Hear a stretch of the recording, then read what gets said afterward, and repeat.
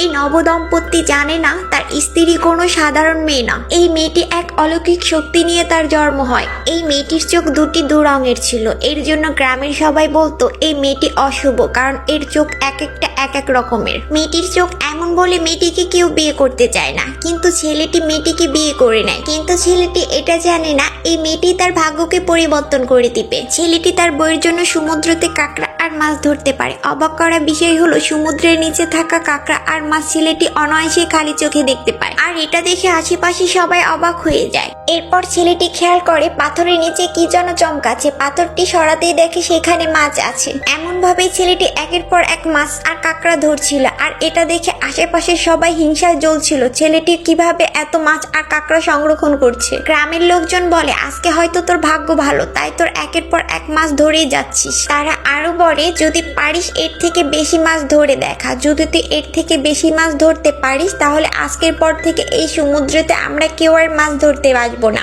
এরপরে ছেলেটি ছোট্ট একটি জাল দিয়ে অসংখ্য মাছ ধরে, আর এটা দেখে সবাই তাদের হার মেনে নেয়।